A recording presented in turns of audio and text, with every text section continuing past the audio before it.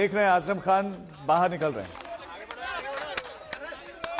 Police force ने गाड़ी निकालने के लिए कहा जा रहा है कि ये यहाँ से गाड़ी निकाली जाए, चूंकि आजम खान इसी गाड़ी में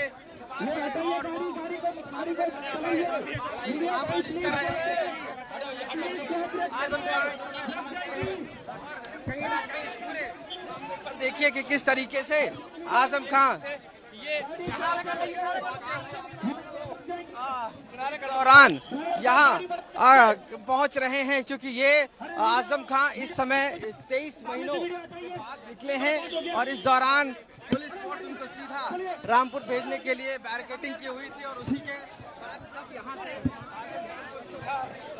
निकाला जा रहा है। ये रास्ता जेल से होता हुआ है और इसी दौरान आजम खान आप देखिए कि तस्वीरों में किस तरीके से मौजूद हैं और यहाँ पर जिस तरीके से आप देखिए तरीके से प्रयास कि आजम खान पूरी तरीके से यहाँ से निकलने की और कहीं ना कहीं ये वो के बाद यहाँ से आजम खान पूरी तरीके से निकलने की कोशिश कर रहे हैं, क्योंकि पुलिस ने बैरिकेडिंग और रास्ता दिया है और यहाँ से अब आगे जा रहे हैं। आप देखिए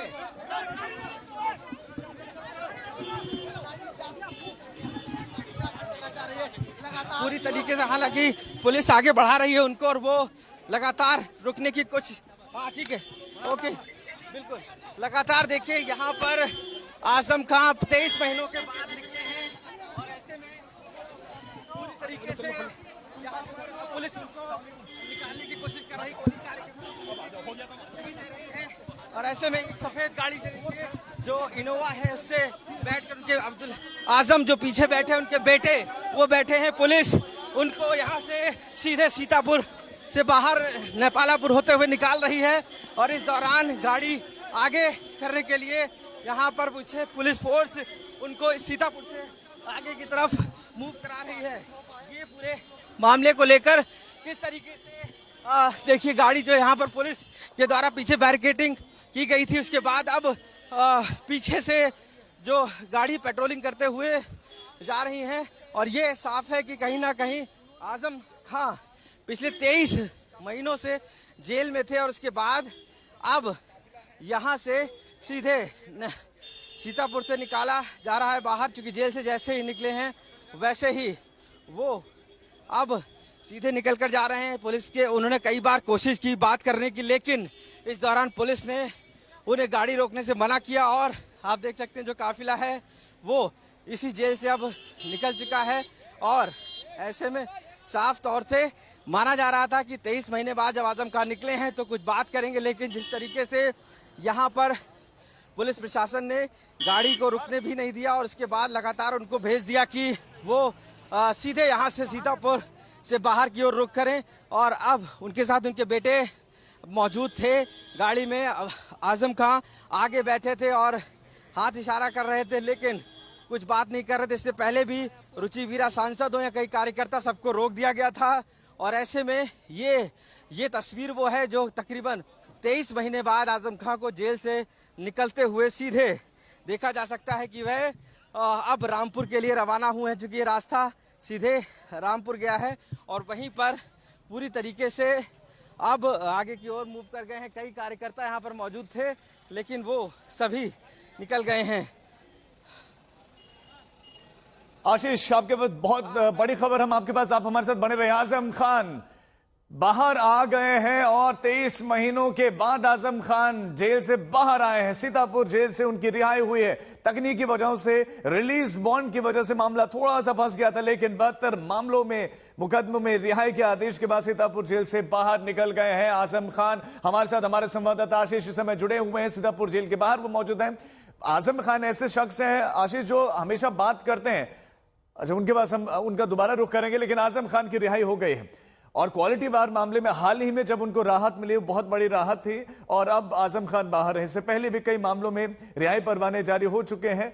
बहुत सारे केसेस का आजम खान सामना कर रहे थे। यूं तो समाजवादी पार्टी के सांसद रुचि वीरा उनको रिसीव करने के लिए जा रही थी पूरे काफिले के साथ, लेकिन पुलिस ने उनको रोक दिया और रास्ते में पुलिस ने बैरिकेडिंग लगाई थी।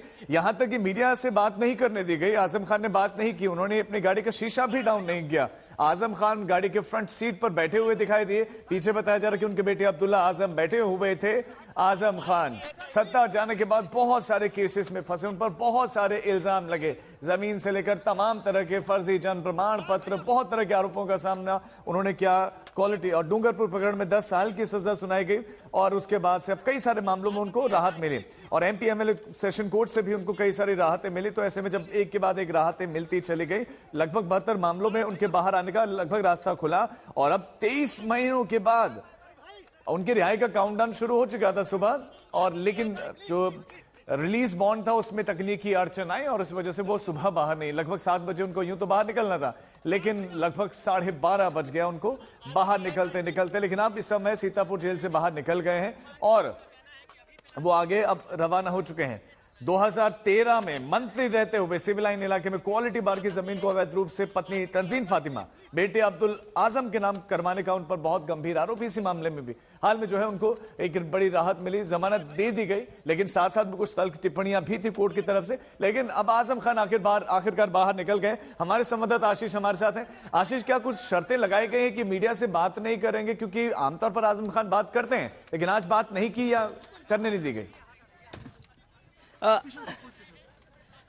बिल राजीव, देखिए साफ तौर से यहाँ पर जब आजम खान को सुबह यहाँ से जब रिलीज किया गया 7 बजे की ही बात थी और ऐसे में पुलिस ने बिल्कुल पहरेदारी कर रखी थी कि किसी भी तरीके से यहाँ पर आजम खान को बात ना करने के लिए भी पूरी प्लानिंग थी। और इसी वजह से जब आजम खान जेल से निकले तो चारों तरफ बैरिकेडिंग की गई थी और बैरिकेडिंग के द्वारा ही कहीं ना कहीं इस पूरे मामले को देखा जा रहा है कि ना पुलिस ने किसी कार्यकर्ता को मिलने दिया और ना ही किसी प्रकार से किसी भी व्यक्ति को उनसे संपर्क में आने दिया। यहाँ तक जब पुलिस जब उनको रोकने की कोशिश ले जाने की कोशिश कर रही थी, इस दौरान कई कार्यकर्ता जो थे वो भी मिलने की कोशिश कर रहे थे, लेकिन उसके बावजूद भी मिलने नहीं दिया गया। और ये माना जा रहा था कि साफ तौर से कहीं ना कहीं पुलिस जो है वो शुरुआत से ही सुबह 7 बजे जब उनको रिहाई के लिए कहा जा रहा था उस दौरान भी नहीं हुई रिहाई और तकरीबन कई पेचेस थे, चाहे वो बॉन्ड भरने को लेकर हो या इसके अलावा अन्य तकनीकी चीजें थी वो पूरी करने को लेकर लगातार कहा गया।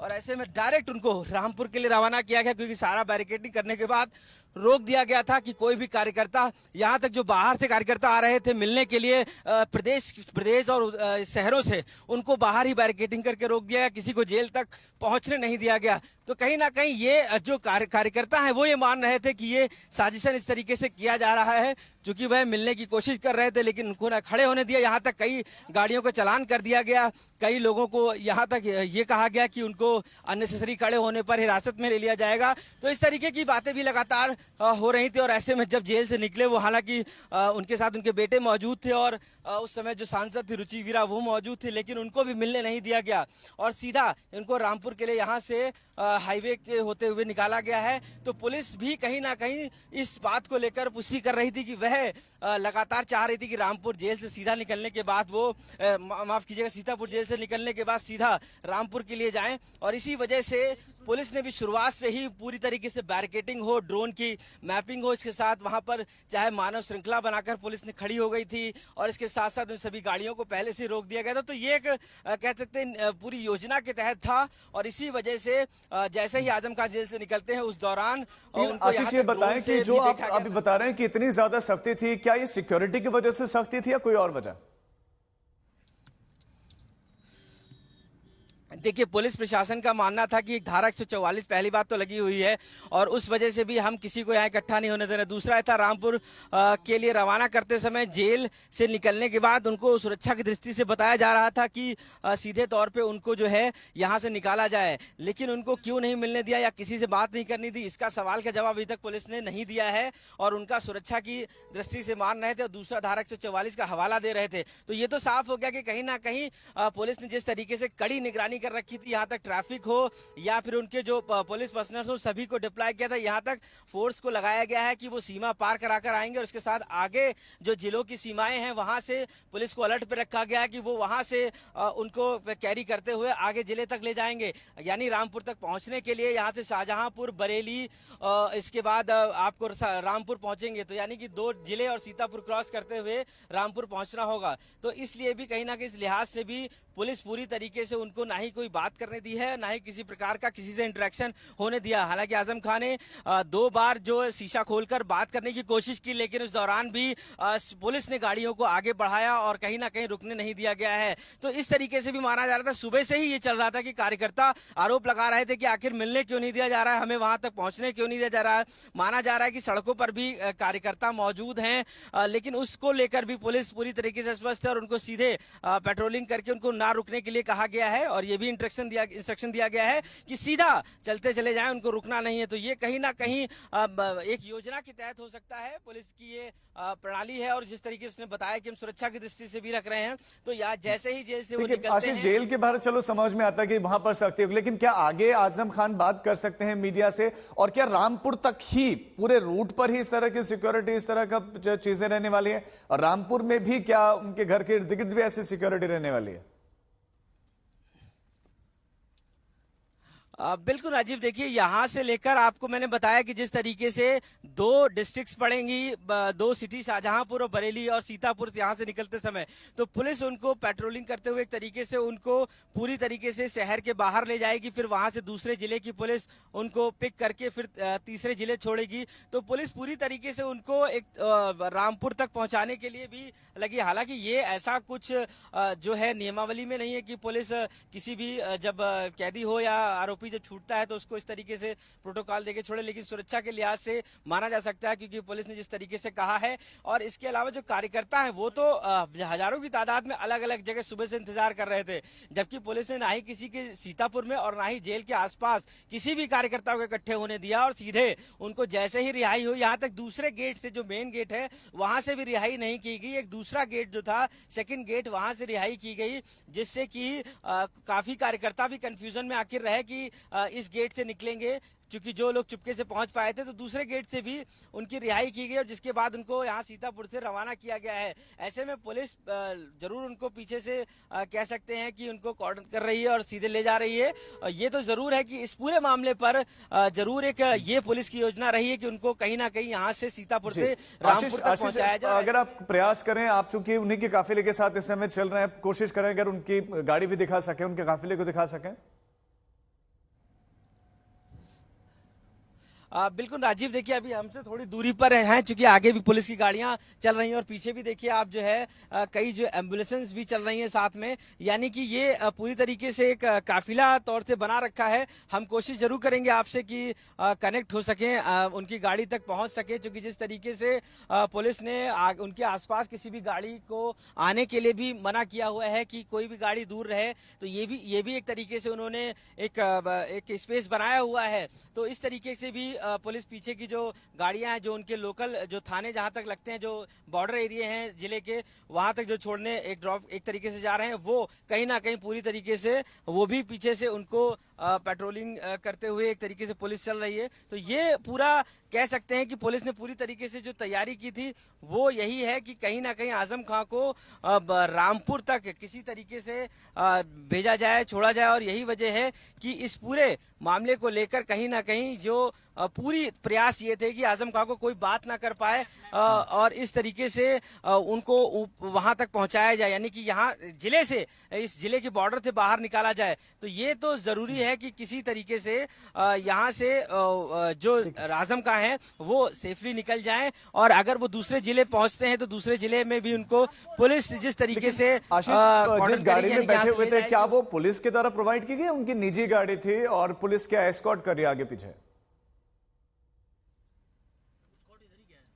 जी बिल्कुल, ये जो है ये इनकी निजी गाड़ी थी जो आजम खान को लेने आई थी और उसके बाद पुलिस के द्वारा जो स्कॉट किया जा रहा था वो उनकी अलग सीतापुर की गाड़ियां थी, क्योंकि वो अलग अलग तरीके से स्कॉट कर रही थी पुलिस की। जो ये यहाँ से सीतापुर का जो बॉर्डर है वहां तक उनको ले जाएंगे और उसके बाद वहां से दूसरे जिले की यानी कि जो शाहजहांपुर लगेगा वहां की पुलिस जो है उनको वहां से लेकर आगे जाएगी। तो ये बड़ा कह सकते हैं कि पुलिस का आखिर क्या योजना है इस तरीके से नहीं पता है, बट ये तो जरूर माना जा रहा है कि पुलिस यहाँ से सीतापुर से होते हुए शाहजहांपुर और शाहजहांपुर से होते हुए बरेली और रामपुर तक उनको दिखाएगी। हम जरूर कोशिश करेंगे कि एक बार उनके काफिले को कैसे भी उन तक हमारी अगर पहुंचते हैं तो वहां तक उनको दिखाने की कोशिश करते हैं कि किस तरीके से आशीष आप हमारे साथ बने रहे, आपके पास हम लौटते हैं। आजम खान जेल से बाहर आ गए, हम दो तस्वीरें भी साथ साथ में आपको दिखा रहे हैं जब आजम खान जेल गए थे और अब आजम खान जब जेल से बाहर आ रहे हैं। ये 23 महीनों का इंतजार करना पड़ा आजम खान को जेल से बाहर आने के लिए। ये 18 अक्टूबर साल 2023 का दिन था जब आजम खान जेल पहुंचे थे। उस समय भी यही तस्वीर थी जब समर्थक उनके साथ में दिखाई दिए थे, बड़ी संख्या में उनके समर्थक, उनको बहुत मानने वाले उनके लोग हैं, उनके बहुत चाहने वाले लोग हैं। और आजम खान को जब जेल गए तभी बड़ी संख्या में समर्थक थे। आज जब आजम खान जेल से बाहर निकल रहे थे उस समय भी समर्थक थे, लेकिन इस बार पुलिस ने समर्थकों को जेल के इर्द गिर्द भी खड़े नहीं होने दिया। वहां जो गाड़ियां पहुंच रही थी उन गाड़ियों का चालान किया गया। आजम खान जिस गाड़ी में बैठे थे उस गाड़ी से 2 बार उन्होंने विंडो डाउन की निकलने की। अखिलेश यादव इस समय कुछ कह रहे हैं, सुनाते हैं। यही हम समाजवादियों का भरोसा था कि कोर्ट न्याय करेगा और उन्हें न्याय मिलेगा। हमें उम्मीद है कि आने वाले समय में एक भी झूठा मुकदमा या इस तरह का सरकार जो लगातार भारतीय जनता पार्टी की और वहाँ का विधायक, खासकर जो रामपुर का विधायक, वो भारतीय जनता पार्टी के लोग मिलकर के और एक ऐसा अधिकारी जिसको एक्सटेंशन पे एक्सटेंशन पे एक्सटेंशन पे एक्सटेंशन पे एक्सटेंशन कम बोला है मैंने, लगातार मिला है, वो अन्याय नहीं करेंगे।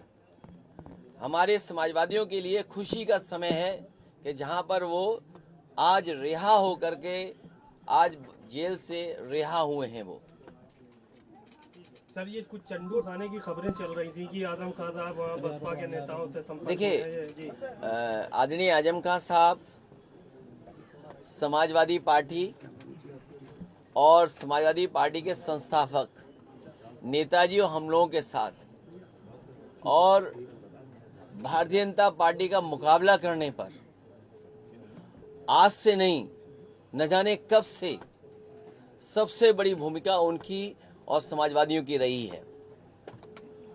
और आज तो इतना खुशी का ये भी समय है कि जब आज मैं इन लोगों से मिल रहा हूं, जहां एक पुरानी जगह पहुंचे वहीं पर उन्हें भी आज ही न्याय मिला है।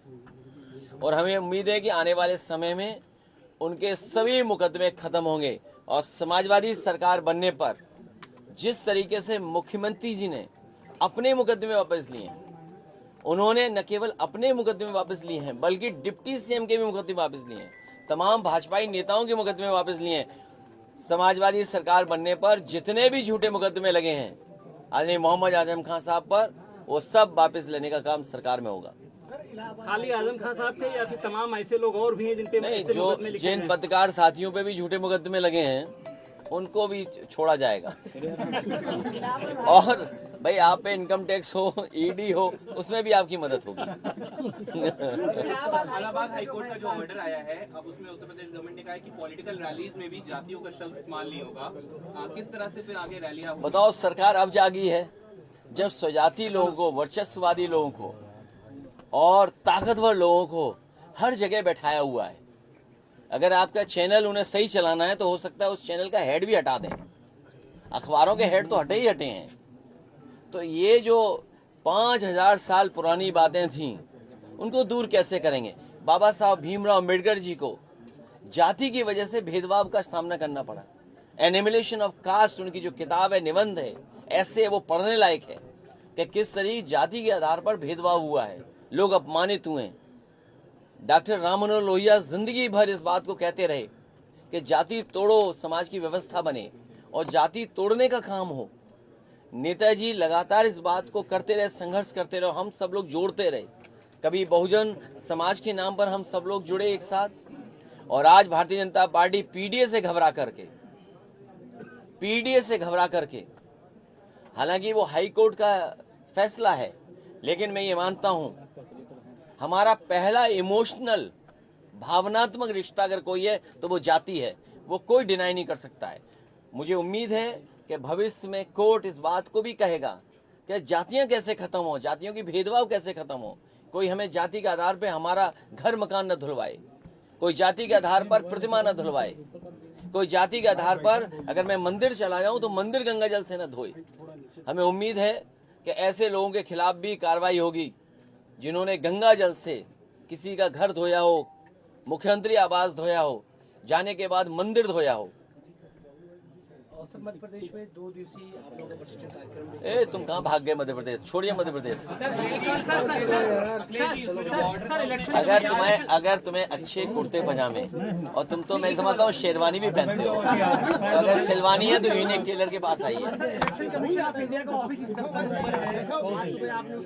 ये पूरी बिल्डिंग सरकारी खाली करके बेच दी जाएगी।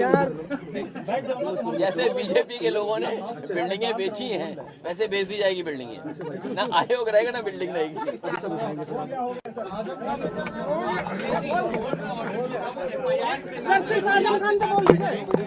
नहीं, मैं आपने सवाल का संशोधन किया।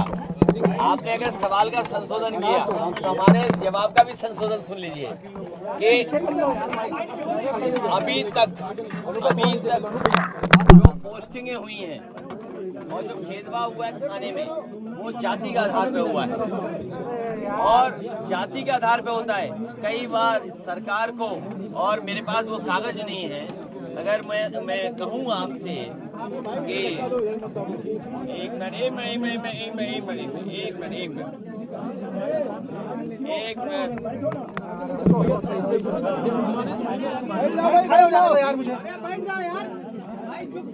जो भाई, ये जो बार है, ये बार जो है, ये बार ये सरकार की नाकामी बता रहे हैं। देखिए एसटीएफ देखिए आप, ये देखिए आप अपॉइंटमेंट, ये देखिए आप देख सकते हैं अपने कैमरे से, देखिए आप ये जो ग्राफ्स हम लोगों ने आइडेंटिफाई करके बताया, ये भेदभाव कब खत्म होगा ये बताइए आप। आपकी गोरखपुर की पोस्टिंग है ये, आपकी ये स्वजाति पोस्टिंग देख लीजिए आप, मुख्यालय के ठेके, कई ठेकों का भी ये देख लीजिए आप बार, ये देखिए आप। अब क्यों आप शांति में चले गए? यूपी एसटीएफ पोस्टिंग, ये देखिए आप, भारतीय जनता पार्टी की ये पोस्टिंग, ये बार थे आपकी 15 में से 11 स्वजाति भर्ती, ये देखिए आप। अगर ये गलत है तो आप बताइए, अगर गलत हो तो बताइए आप। और सबसे ज्यादा अन्याय तो दलितों के पास हो रहा है। कल को ये करेंगे कि भाई हरिजन एक्ट भी नहीं लिखा जाएगा क्योंकि कोर्ट ने कहा जाति आधार पर। भाई जाति के आधार पर ही तो हरिजन एक्ट लिखा जाता है। भेदभाव जो है, जो अन्याय है, उसी की वजह से तो है। तो हमें उम्मीद है कि खुशहाली आएगी और जब बीजेपी हटेगी, न्याय मिलेगा जब बीजेपी हटेगी। एक्सरा टेक्नीशियन की भर्ती में घोटाला बहुत बड़ा बहुत हुए घोटाले, ये सरकारी घोटाला है पूरी।